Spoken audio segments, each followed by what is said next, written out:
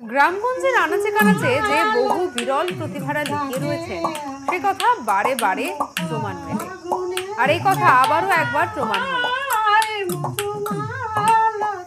বিরল প্রতিভার অধিকারী মানুষের। জিয়া আলম নাকেই সুরের মূর্ছনা আর অরিজিৎ ঘোষ মুখে শব্দের সাহায্যে তবলার অনবদ্য মাদকতা বিস্তারে ক্ষণিকেই মোহিত করতে পারেন মানুষের হৃদয়। নাকের সুরে সন্ধ্যা মুখোপাধ্যায়ের কালজয়ী গান আর মুখের শব্দের তবলার অনবদ্য মাদকতায় মাতিয়ে দিতে পারেন বহু মানুষকে।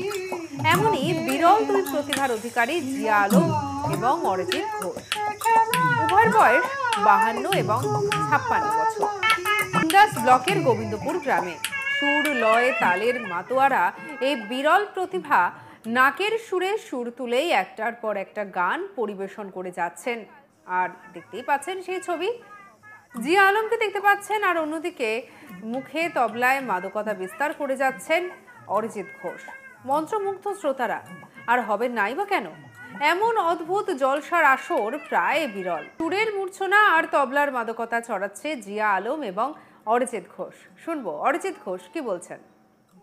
ছোটবেলা থেকেই যখন স্কুলে পড়তাম 7-8 থেকেই বাজাতাম, তারপর এখন বৃদ্ধ বয়স, এখন মানে 5-এর কোঠায় বয়স, ওসব অভ্যাসও নেই। তবে ওই বন্ধু বান্ধবদের সঙ্গে দেখা হয়ে যায় মাঝে মাঝে, দিয়ে ওই একটু রসিকতা করতে করতে এসব হয় আর কি, ভালোই লাগে। তবে এই অভ্যাস যেহেতু নেই, ওই বাজাতে বাজাতে মুখটা ব্যথা হয়ে যাচ্ছিলো।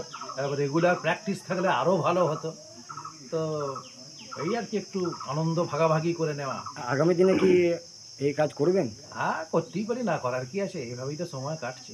একজনের বক্তব্য তো শুনলাম, অন্যদিকে অপর এক শিল্পী জিয়া আলম কি বলছেন শুনবো।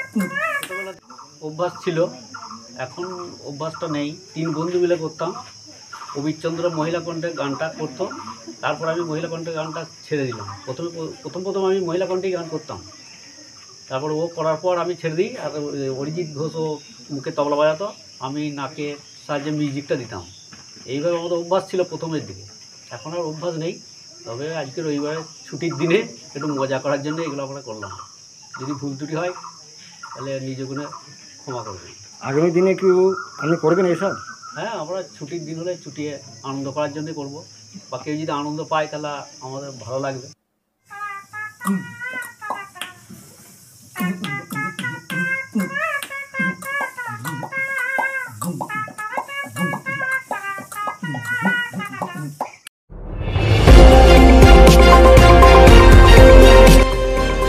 আমার বাংলা, সঙ্গে থাকুন, সঙ্গে রাখুন আমার বাংলা।